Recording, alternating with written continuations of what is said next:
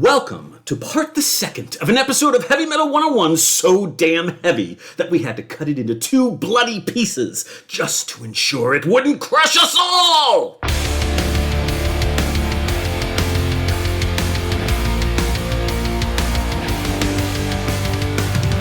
John, this is our very first two-parter. I feel like we've hit some sort of a podcasting milestone, no? No. No? You're saying this is not anything? Saying you don't know how to write. What? Why? What do you mean? You control the structure. If this was meaningful to you, you could have done it whenever you wanted. Yes, but I didn't need to. Now things have just overflowed so powerfully that I couldn't resist. Failure of editing. I think it's the muse. Okay. It's the muse speaking to me in my dreams. Well, I am thoroughly enjoying this walk down memory lane, revisiting these wondrous foundational bands we had discussed back in Season 1, and looking in on just what had become of them as the 1980s began. I want more. Are you ready for more? Sure. I'm ready for 50% of more. All right. You couldn't handle any more than that? No. That would be too much more? Yeah. All right. So 50% of more. We can do that.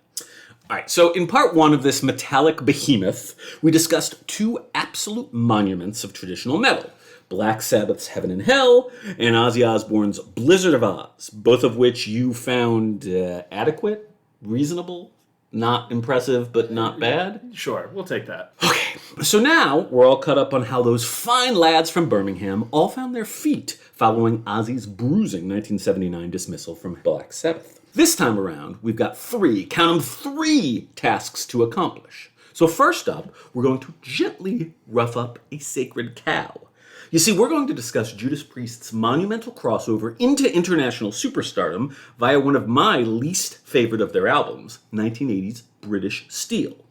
This may get me into a bit of trouble, but don't worry. As a passionate Judas Priest fan, I promise I will be gentle. That said, John, I'm going to talk a little bit of trash. I don't do much of that here. Are you excited to hear me Does that get mean critical? I have to be the positive person? Yes, you have to defend Judas Priest. God, I'm so bad at that. I know. We're very much looking forward to seeing how this plays out. I know that you're a contrarian by nature, so I imagine you'll be internally obligated to be positive. It'll be very hard to agree with you if it comes to that. Oh, yes. All right, this will be exciting. Breaking new ground. So next up, we're going to absolutely make John's day by rekindling his sweet, sweet romance with his much-beloved Motorhead, who released what was unarguably the most important album of their career in 1980 with Ace of Spades. Now this, on the other hand, is an album which I absolutely adore. John, Motorhead are back. Like one of Lemmy's majestic face moles, they just cannot be gotten rid of. I know you miss them, no? Is that a thing? You didn't know Lemmy had face moles? I don't know fucking anything about Lemmy. After doing how many episodes of this podcast, I still forget which band he was a part of. Why should I know that he had moles? Am I a terrible teacher or are you a terrible student? It can be both. Okay. As if all that weren't enough, we're going to finish things off a la Animal House with some quick montage-like peeks into what those other Heavy Metal 101 Season 1 bands were up to in and around 1980. There were many changes afoot, and we'll do sort of a Where Are They Now 1980 edition. So we're busy. There's much to do, and it'll be fun! You ready for some fucking fun? Sure. Grand! We'll actually pick up the Judas Priest narrative from just a couple of years prior to 1980. On October 9th, 1978, Judas Priest released an album entitled Killing Machine in Europe, but retitled Hellbent for Leather in the US. The reason this is germane to our discussion is because Hellbent for Leather marks the beginning of a phase of what I would call radical simplification of Priest's musical output. You see, this was their fifth studio album, and they still really hadn't quite broken through, particularly in the US. Their fourth album, the brilliant Stained Class, peaked in the US at only number 173. So they were definitely awesome at this point, but they were not superstars. Albums number 5, 6, and 7 would each be increasingly straightforward and accessible. I would argue that's to a fault, at least until a mighty course correction via 1982's absolutely incredible Screaming for Vengeance. But that's a story for another time. Anyhow, Killing Machine / Hellbent for Leather marks the start of this period, which I think found particular focus and inspiration after Priest opened for AC/DC on the European leg of that band's Highway to Hell tour. It seems clear to me from the material on British Steel that Judas Priest were seriously influenced by what AC/DC were doing, and particularly the distilled, streamlined version of AC/DC that can be found on Highway to Hell. John, do you know Highway to Hell? I know that song, which I assume is on the album. It is the title track off the album of the same name. I would be willing to bet that I know other songs off that album, I'm but sure I can't you do. say that I know it. Okay, yeah. Well, that's the most famous song on that album, but it's a album full of hits. It was AC/DC's big pop breakthrough album before Back in Black. For more on that later. Funnily enough, I'd actually describe Highway to Hell as AC/DC's British Steel. I think super producer Mutt Lange smoothed out just a few too many of AC/DC's awesomely rough edges and left them with a sound that had distinctly more popular appeal but was less interesting than their prior work. It's a great album, but it's my least favorite AC/DC with singer Bon Scott. Mutt Lange didn't produce British Steel, but I do think that producer Tom Allom did basically the same thing with Judas Priest's music here. John, the big ticket songs on British Steel are Breaking the Law and Living After Midnight. Oh, God, are they really? Yeah, those were the hits. Those were the I two. get one of those, but oof. Yeah. Had you heard those songs before No. this? You hadn't heard either of them? No. Oh, my. Wow. Now, you listened to all of Priest's breakthrough album, Sad Wings of Destiny, last season. That was the one you really liked. Yep. Would you agree that there is some sort of musical dumbing down that's occurring on the British Steel material that you've heard by comparison with what you heard earlier? In that framing, yes. It's. I didn't think of it as dumbing down and listening to it. It sounded different. Like the sort of epic quality of the vocals wasn't really there, and the exciting guitar breaks and sort of all the really interesting bits weren't existent. I think the positive take, the take that you would get out of Judas Priest if you asked them about it, which I don't think is unreasonable, is that they streamlined everything. That they took out everything that was in excess of just the straightforward songwriting, the good hooks, and all that. And that's what you get on British Steel, which to me sort of takes away a lot of what I like most about Judas Priest. That's fair. Yeah. I dislike agreeing with you, but I think that's fair. Oh my God, it's happening. It's happening. So, on the outside chance that someone is listening to this episode, like John, who hasn't heard any of the classic hit tunes from this album, I'm going to offer some assigned listening to help you rectify that. I'm actually going to provide 2 listening choices here. We'll include both links in the show notes. So, for novice listeners, you can check out the iconic Breakin' the Law. It's more than a bit overplayed, but I do totally love that song, and I'm sure you will too. It's much fun, and it certainly deserves its status as a Beavis and Butthead approved banger. For those of you who have already heard Breaking the Law on FM radio 46,000 times, but aren't otherwise overly familiar with the totality of British Steel, I suggest checking out the rip-roaring opener, Rapid Fire. I may have some issues with this album overall, but I love how it starts, and Rapid Fire is every bit as strong as any of Priest's great proto-speed metal opening tracks. So, whether you find yourself pounding the world like a battering ram, or just breaking the law, breaking the law, breaking the law, we suggest you pause the podcast, click on the appropriate link in the show notes, or both, and get some serious British Steel into your ear holes before we continue. Heads, get banging!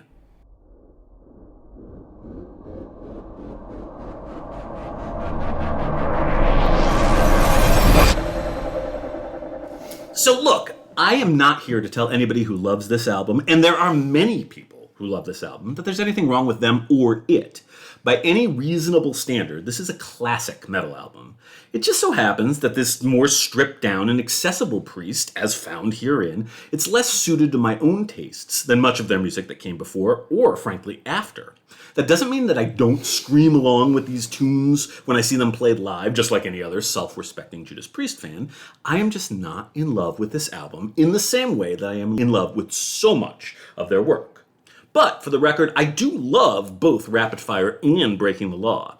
Great songs. John, these were both on your playlist, and we also just watched the absolutely fabulous narrative video, short-form video for Breaking the Law. What did you think of all that? Yeah, I mean, look, they're good songs. Mm-hmm.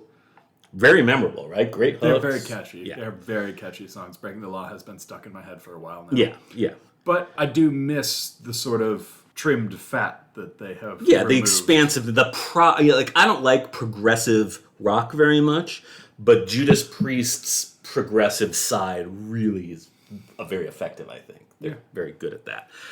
Now, the song that I put on your playlist that I think you actually really fell in love with, which is quite possibly my own favorite tune on British Steel, was The Rage. You really liked that one, right? I did really like this one. For the first time in the history of my assigned listening for this podcast, I voluntarily stopped and listened to this song multiple times. Wow. Including just like the first 30 seconds. I listened to the first 30 seconds like 4 times. You like the Reggae Priest? Well, the way that they slide into their groove, and it just doesn't feel right until it does, is really satisfying. Yeah, it's pretty cool. This is the first, I'll talk about this explicitly in a minute, but Dave Holland, who's really the Judas Priest drummer for the entire 80s, this is his first album with them, and I think he is a very good establisher of grooves. I think that's something that he really excels at. And you particularly hear that in The Rage. The other thing I'd say about The Rage is that probably my biggest problem with British Steel, you alluded to this earlier, is that Rob Halford's vocals are very subdued by his standards. You know, there's very little of the upper register particularly, and you don't get a ton of it in The Rage, but I think The Rage is definitely the biggest vocal performance on the album. So yeah, it's a great song. Absolutely great song. Like, regardless of what anyone thinks about what Judas Priest were doing on this album, myself included, it did exactly what it was intended to do. British Steel made Judas Priest into international superstars, finally breaking them in the US, where it went platinum. That's 1 million copies to you and I. And it hit number 34 on the US charts. Perfectly respectable. It made it all the way to number 4 on the UK charts. So that's a goddamn hit heavy metal record. Let's cover just a few other important details about British Steel before we move on to your most favorite band, which we won't talk about at too much length because I don't want you to get the hives or anything. British Steel was released on April 14th, 1980, 1 week prior to Black Sabbath's Heaven and Hell. This was an excellent April in classic heavy metal. The lineup featured the 4 usual suspects: Rob Halford, voice, K.K. Downing and Glenn Tipton on dueling lead guitars, and bassist Ian Hill. This was, as I mentioned previously, the first Priest album for drummer Dave Holland, who would go on to play on all of their albums released in the 1980s before leaving in 1989 due to, quote, personal problems. Ooh, I have a fun fact. John, were you aware that at one point in his life, guitarist Glenn Tipton actually worked for the actual British Steel Corporation for 5 years? No! That's fun. I am just tickled. It's nice. I think that there should have been some sort of promotional tie-in where you get like a hunk of steel with every copy, but maybe. Seems heavy. Like metal! Okay, let's keep going. Oh, I do have one more fun fact, which I think says something about something. Apparently, the entire process of both writing and recording the material for British Steel took a combined total of just 28 days. That, my friend, is a brisk pace for putting together 36 minutes of music. Yeah. Very impressive and very effective. As I mentioned before, the singles released were Living After Midnight, which neither of us love. Yep. Breaking the Law, which I think both of us, like. Yeah, it's good. And I think it's pretty great. And then probably my least favorite song on the album, which was not on your playlist, the excessively anthemic sing-along United. Ugh, not a great song, kind of a chant-along. We Are the World type of thing? Yeah, it's kind of a little bit, like, more so than it should be. It's very, it just sucks. I hate that song. I wasn't being very gentle there, was I? No, I love it. I don't like that song. They did make music videos for the former two, and I did make John watch the narrative video for Breaking the Law, which is definitely something not to be missed. Cinematic masterpiece. It is great. It is so good. It features the band breaking into a bank, holding everyone up with their guitars and loud, shredding heavy metal music, and for some reason or another, stealing their own gold record for British Steel from a safe, which I thought was a weird there's denouement. also like 85 different shades of beige. Oh yeah, lots of beige and that weird effect where The classic. I don't know what is the I don't know where all the colors get all like it's like you're watching a distorted. porn station you don't get kind of thing, like where everything mixes together. Wow, a TV station you Oh, don't get. What? I get I forgot that you're super young. Wow, you you're probably just, know. like so old. I spent so much time watching porn stations I didn't get. It was like the thing to do. But I digress. Picturing 13-year-old Eric, like in the living room, Listening to at heavy midnight, metal. while his parents are asleep, like peeking over his shoulder, watching fuzzy porn that he's stolen from the neighbors. That's so true. So very true. Because the video is so awesome, I'm going to include a link for it in our show notes. I think it will substantially improve the lives of anyone who watches it, which is certainly one of our goals here at Heavy Metal 101. Having just watched it, my life feels improved. You seem cheerier, I think, than you definitely were. in a better mood. Yeah, good. I should note that Judas Priest actually took a still rather unknown Iron Maiden out on the first leg of their British Steel tour, which was a huge boon for those nice young fellows. John, could you imagine a world where Judas Priest and Iron Maiden are playing on the same damn concert? That must be what Heavy Metal Valhalla is like. You really just hate Metallica, don't you? I like Metallica. I think I might mention them in this episode. You said metallic at one point. Well, they're gonna come up. God. Metallica will come up. They weren't even formed yet. It's 1980. You've been talking to Uzman too much. So that's British Steel in a nutshell. It is not my favorite album, but it is historically important, and all of you should listen and come to your own conclusions. John, any questions or thoughts about British Steel? No. Moving on! John, can we Eric. talk? Can we be real for a sec? If we must. I don't want to cause you physical or spiritual pain. Too late. Keep going. Okay. But it's once more it's time to talk about Motorhead. Can we do that? Do we need a safe word? No, it's fine. Well, I'll just throw myself out the window. I'm going to provide you with a safe word anyway. A safe phrase, if you will. The safe phrase is banana hammock. Did you just want to say banana hammock on the radio? Is that you just felt the need to do that? I enjoyed saying banana hammock on the radio. Your parents listen to this. I don't know if this is a radio. Is this count as a radio? Yeah, sure. All right. Banana hammock. Okay. Motorhead really and truly are the founding fathers of thrash metal, and their direct, crucial influence on a little band called Metallica. John really, really wanted me to mention Metallica. Ensures them an especially important place in heavy metal history. That, and the fact that their music is awesome, and they had one of the most iconic frontmen in rock history.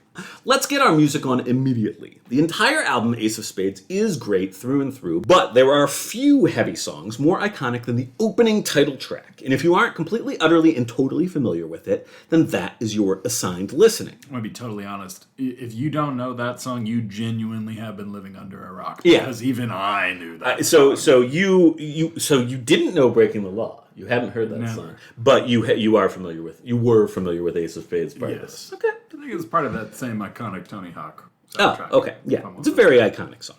Now, if like me, and possibly even like John, you've heard this ditty 100 million times, option 2 is the opener of side 2 of the album, Fire, Fire. Regardless of which song you choose, everyone should take the time to raise and toast a large glass of Jack and Coke to the memory of these 3 delightful, beloved heavy metal rapscallions. John, play me something fast and loud!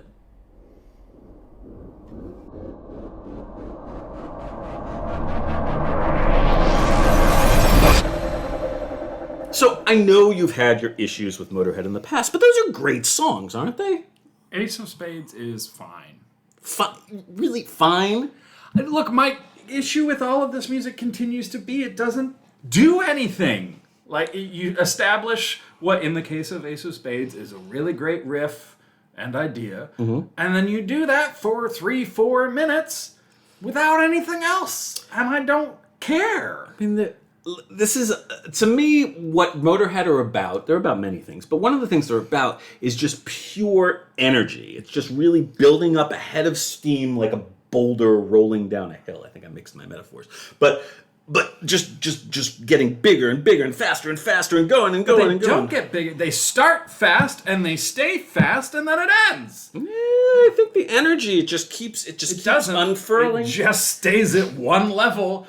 It starts at 10 and it stays at 10 and it smacks you in the face at 10 for 4 minutes. So you don't like being smacked in the face, is No. what you're saying.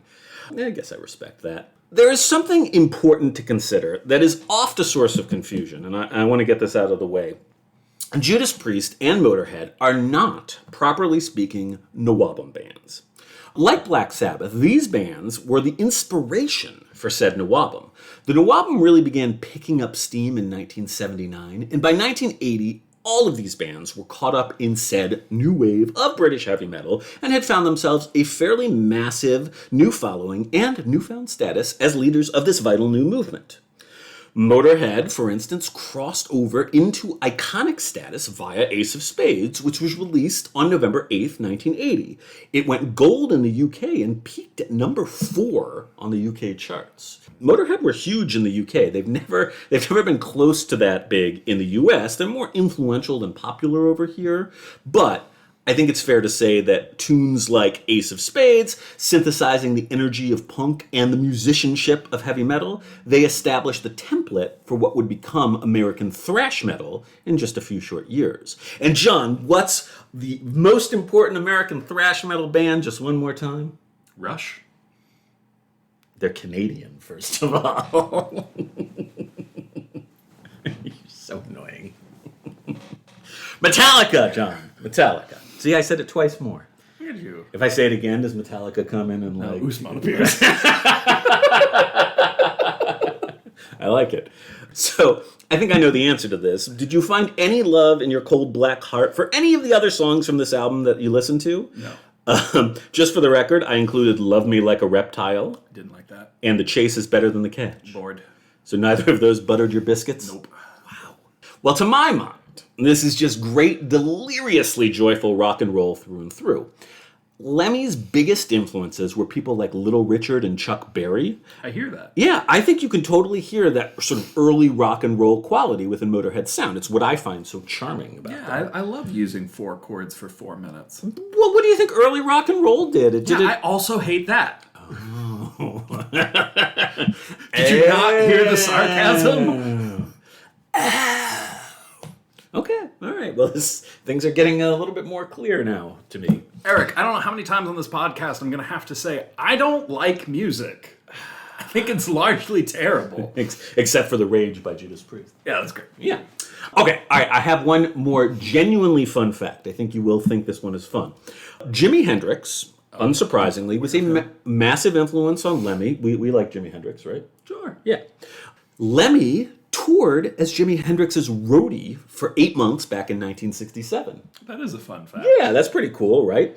And now, apparently, it was Jimi Hendrix who suggested to Lemmy that he drop playing guitar and switch over to the bass. Huh. Yeah. He's like, hey, you suck. Go play bass. Probably, yeah.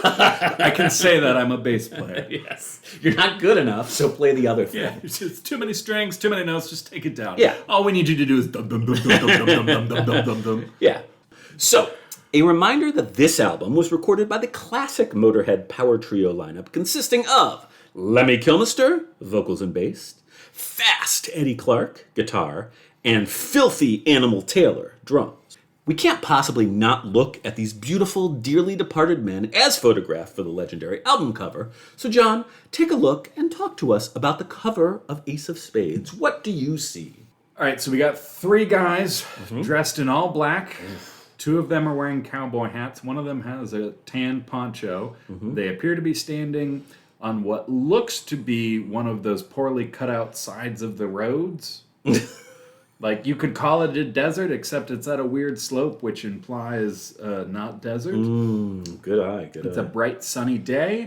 We clearly haven't reached the punk era and the 90s yet, because they are all actually looking at the camera. Oh, yeah. They're not trying to, like, that kind of cool. Yeah, no. They're trying to intimidate you. It's a different kind Is of that cool. what it is? Yeah.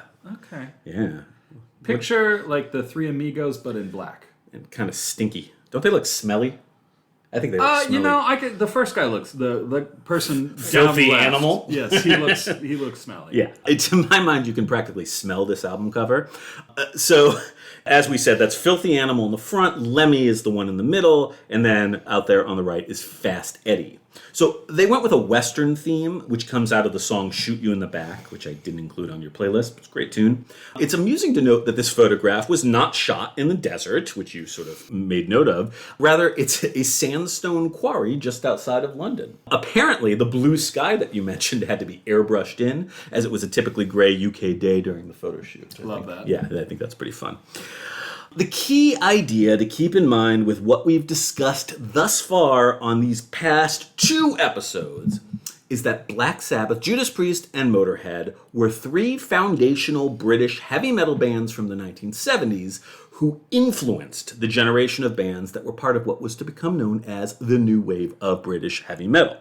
Artistically and commercially, these bands were all swept up in that wave, and all of them, including Ozzy Osbourne's solo work, were extremely well situated as established artists making excellent music in the year 1980. John, do you have any questions about any of this before we just take a brief peek in on a few of our other season number 1 friends and see what they were up to in 1980? No, I can't wait to return to our old friends and buddies. Now, you have to admit, I was pretty gentle there with the Motorhead, right? That was quick. Yeah. Yeah. I care. I do. Okay, let's now begin a series of vignettes, checking in on how some of our other musical friends from season number 1 were faring circa 1980. We'll address these bands in the same order in which we covered them in our first season. We'll also attempt to answer one general question about the status of each of these bands at that time. Was their career in the process of waxing?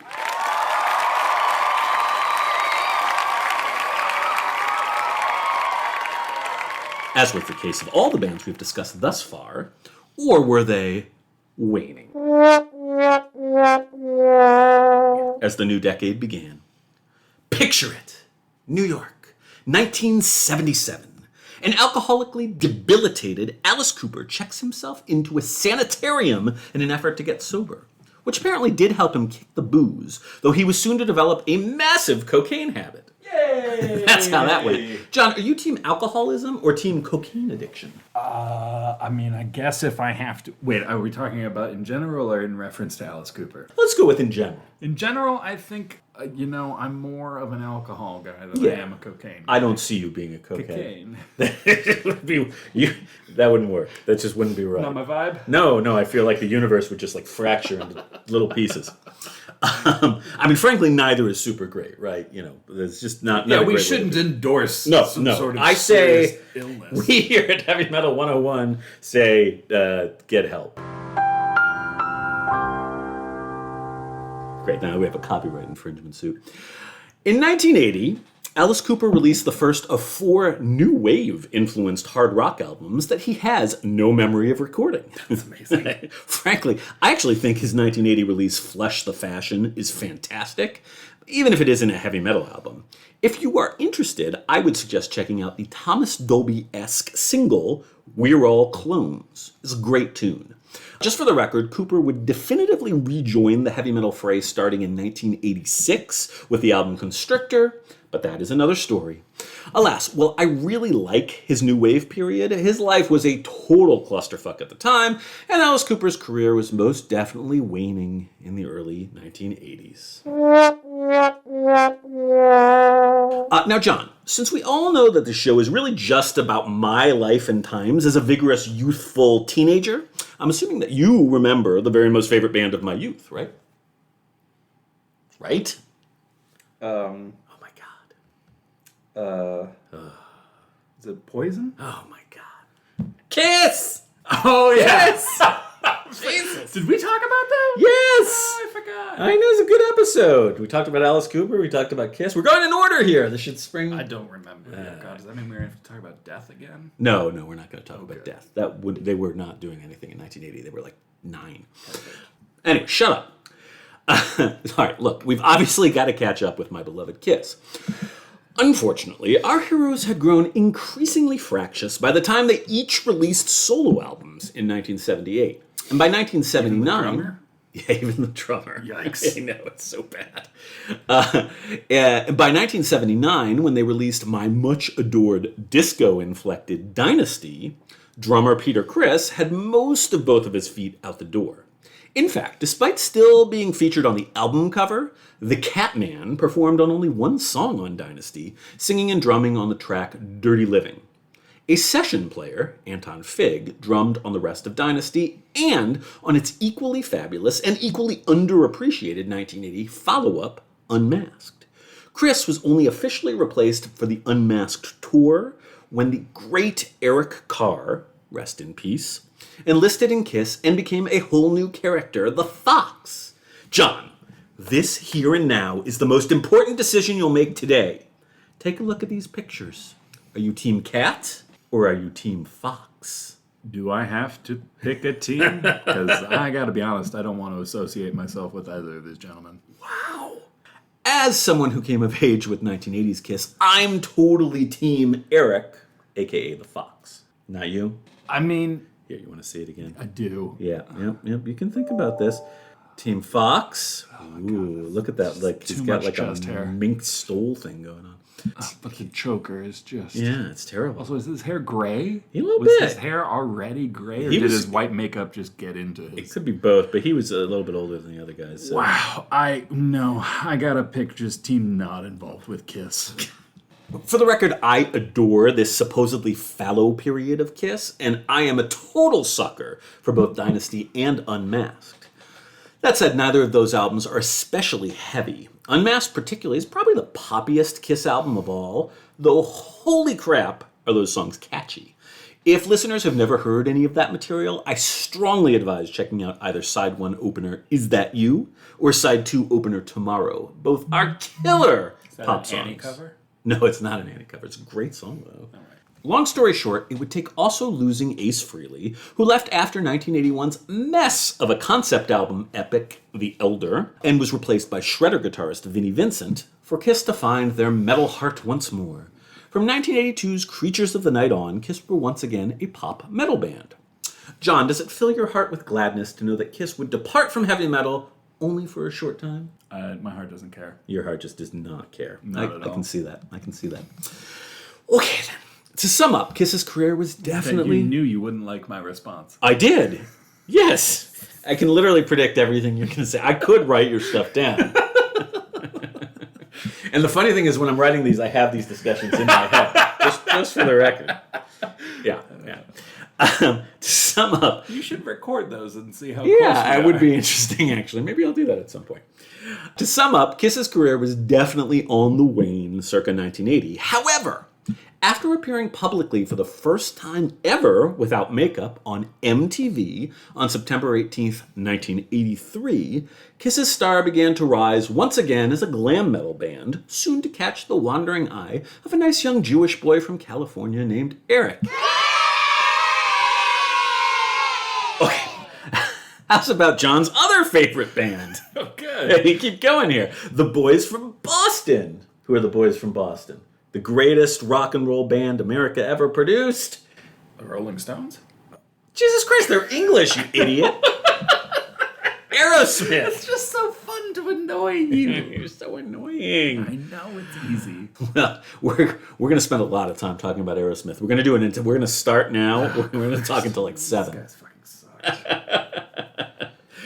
It's not that they sucked, it's just like, what was metal about this? It was just like stupid pop songs. It's not. They're establishing so much of what's going to go into pop metal, glam metal, all that sort of bluesy metal stuff. It's very important stuff. Oh my God. Okay. The entire classic lineup of Aerosmith began the recording process for their very solid 1979 album, Night in the Ruts. But apparently it was a fight between band wives, something about lead guitarist Joe Perry's wife throwing a glass of milk at bassist Tom Hamilton's wife, that led to Perry's departure prior to the conclusion of that album. John, do you also worry that my wife throwing milk at your wife may spell the end of our magnificent podcast partnership? No. I don't think that would ever happen. I think if anything is going to end this podcast, it's just going to be your wife saying, no, you can't go do that anymore. That seems considerably more likely, yes. So, Aerosmith were definitely a band whose popularity was waning at this time, and they were selling a lot less albums and playing considerably smaller venues at the start of the 1980s. However, I should note that it was in the year 1980 that they released Greatest Hits, an album which didn't make too many waves upon its original release, but which did eventually sell a rather impressive 12 million copies. It was also the collection known as Greatest Hits, which about 10 years later first introduced me to 1970s Aerosmith. It really is a damn fine Greatest Hits album, and I came of age in the 1980s, so I didn't know who Aerosmith were until they had their later period success. So it was very interesting for me to go back and hear that material. So just for a record, I think some band should release an album called Greatest Hits that is all entirely new music. Faith No More has an album called Album of the Year, which I always thought That's pretty similar. was pretty I charming. respect that. Yeah. Guitarist Brad Whitford left Aerosmith in 1981. He was our MVP in our Aerosmith episode, you might recall. He wrote all their heaviest songs. Yeah. Yeah, of course I remember that. And though Aerosmith never did go completely dormant, they were pretty much a total mess as a band and as human beings until their eventual massive comeback, which featured the return of the complete original lineup. That would be 1987's Permanent Vacation. All right, they had an album called Done with Mirrors before that, but they were still a mess. And that album did no business. It also kind of sucks. John, do you know Permanent Vacation, or even better, 1989's Pump? No. You don't know those albums? No. Oh, yeah, right. I think when we were on our way to record the Aerosmith album, I played you Dude Looks Like a Lady, and you had never heard that song. Oh, I've heard that song. Oh, good. You had heard that song. Yeah. All right. But you've never heard the albums? No. Have you ever heard an album? Do you even know what an album is? Yeah, I good. have. Good. Just not by anyone you would like. Ah, fair enough. We've been doing a whole lot of waning in these vignettes. Alice Cooper, Kiss, and Aerosmith all experienced some pretty serious career lulls at the start of the 80s. I feel like there's something that we could note about that.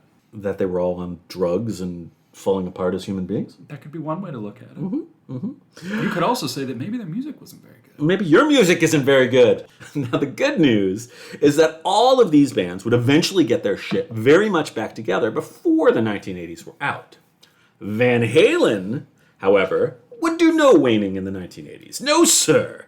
I mean, it's worth considering Van Halen were only just getting started on their road to world domination in 1978 when they released their debut, so they were very much still a band in their youthful prime circa 1980. And they were so damn good. A good faith argument could certainly be made that albums like 1980's Women and Children First are more hard rock than heavy metal, but I personally consider all of the David Lee Roth-led albums to be canonically pop metal. Either way, each and every one of Van Halen's 80s Roth-led releases are extraordinary and well worth many a close listen. And the band was huge throughout that entire decade, even after Roth left and Sammy Hagar took over the vocal duties. It actually got bigger commercially at that point, though even less heavy. I do not have much to say about Deep Purple or Rainbow circa 1980. Deep Purple actually went completely dormant between 1976 and 1984, and their Mark II reunion album from 1984, Perfect Strangers, is not a heavy metal album at all. So we're not going to talk about that. Meanwhile, following the departure of Ronnie James, you're okay with that? Yep. Good. Following the departure of Ronnie James Dio for blacker pastures, Rainbow continued, but they became increasingly poppy. I don't know post-Dio Rainbow very well, but I do not like what I've heard. It's just not my thing. That said, from a commercial standpoint, they only got more successful through their 1984 breakup, so yay for them. John, I've been wondering about something. Who is your favorite German pop metal band from the late 1970s? Radiohead. There's a lot of things wrong with that. Although, ironically, I actually saw Radiohead live in Berlin. Yeah, the English band Radiohead in the 21st century because they were not around. Yeah, okay. You don't pay attention to anything we talk about, do you? Literally nothing. No. Well, everybody else's favorite German pop metal band from the late 1970s is the Scorpions, yeah? They were only just beginning to truly hit their pop metal stride with 1979's Love Drive. The 1980s Animal Magnetism, it continued to consolidate their status as pop metal masters, and I suggest checking out the single The Zoo if you're not familiar with this era of their work. You familiar with Animal Magnetism? No. No, I didn't think so. I bet you know Rock You Like a Hurricane, though. From I do know. Yeah, Love at First Sting. That's a little bit later, but great album. Scorpions wouldn't truly perfect their formula until 1982's Blackout, but from 1979 to 1984's Love at First Sting, the Scorpions were in the process of getting ever bigger and ever better with each successive release. Theirs was a career that was most definitely waxing.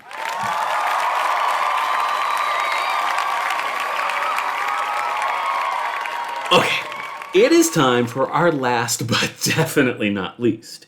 So John, this is going to be an important question for you. I'm ready. Do you recollect what final Season 1 band we've yet to check in on?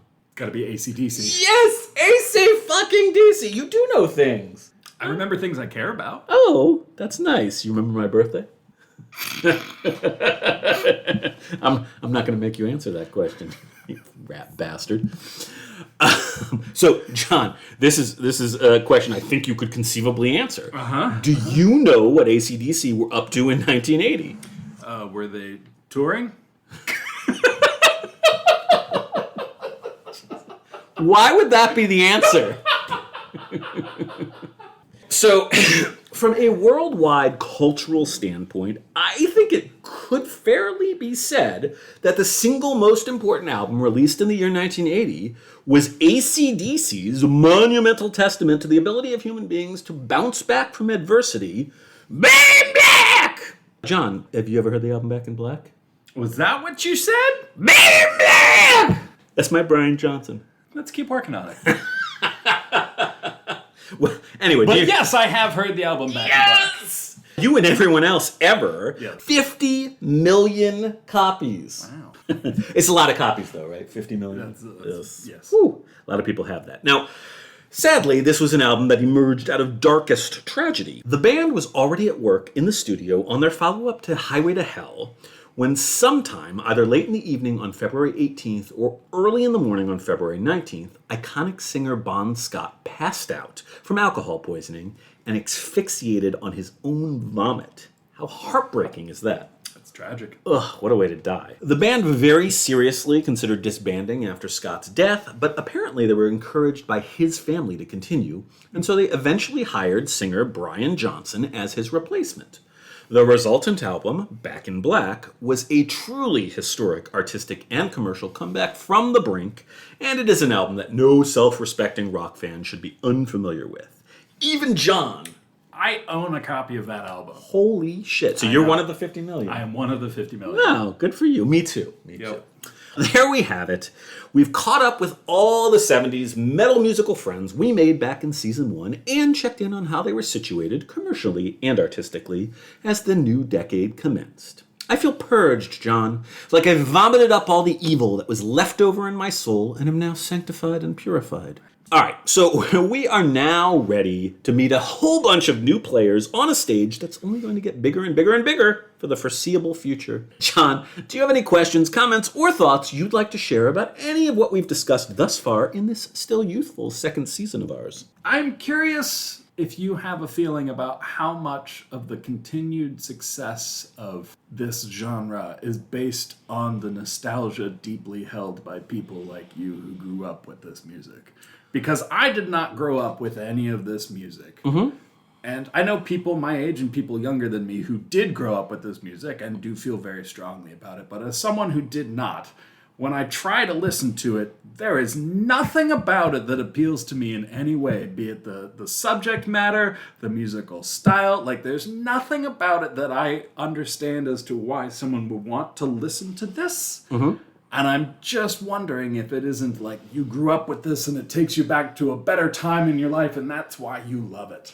Well, I'll answer that in two ways. So first of all, yeah, look, there's no question about that popular music is totally bound up in the specific time and place from which it came. And those of us who came up with that popular music, we're gonna have a tremendous amount of nostalgic connection for it, right? I think it's possible to love this music just as much as someone who grew up with it, but part of why someone my age loves this music is because I grew up with it. There's no question, and to say otherwise would be disingenuous. That said, and I think you know this, I spend a lot of my time, probably actually way more of my time, listening to contemporary heavy metal music that I didn't at all grow up with, and I love that music. I have, I guess, a nostalgic frame of reference for where it came from that probably helps me to appreciate it. But if I'm listening to, a 6 Feet Under, death metal album from 2016, I'm not listening to it nostalgic. I think both things can be true. In other words, I think that, yes, I and probably a lot of our podcast listeners have a tremendous amount of nostalgic attachment to this music, and that informs how we listen to some of it. And some of it probably is shittier than others of it. But then, of course, on the other side of the spectrum, there's a lot of amazing music. You're being a little bit dishonest, because I know that some of this music you've actually liked. I know that you liked Judas Priest. I know you really liked The Rage just now. The Rage. Yeah. I know that you like AC/DC. I know, you weren't doing much in 1980, but you liked the album Back in Black. So I think that we can't ignore nostalgia. But I think it's fair to say that there is more to this music as a huge body of work than just nostalgia.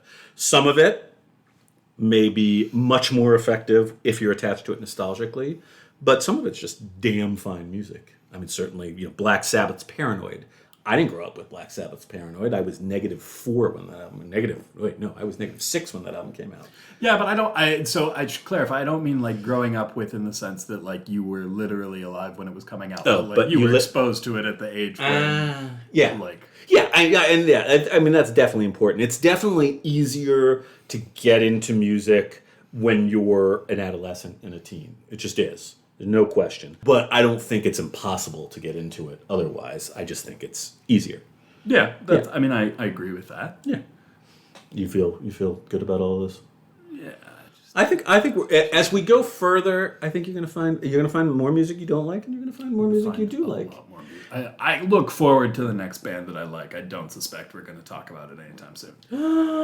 Stay tuned. Well, why don't we remind all the fine folks who are listening, all these nostalgic listeners, how they can get a hold of us with their bottomless well of wry, insightful commentary and their absolute hatred for all the shit you say. Yeah. Please feel free to tell me how dumb you think my opinions are at our email address, heavymetal101podcast@gmail.com, or you can leave us a voice message where you curse me out at anchor.fm/heavymetal101podcast, or you can find, it says us, but it's just Eric. You can find Eric on social media through Facebook at heavymetal101podcast, Twitter at heavy_101, or on Instagram at heavymetal101podcast. If you insult John in a way that I find amusing, I will definitely pass it along to him. So please feel free to do so on any of those outlets. You also can and should tell all of your friends about how much you love our weird little podcast, or perhaps you might even consider sharing a link or two on your own social media so that we can welcome new friends into our devilish oral death cult. Meanwhile, John, could you sing us out via You Shook Me All Night Long, but rearranged as a heartfelt ballad dedicated to the memory of Bon Scott? You shook me all night long.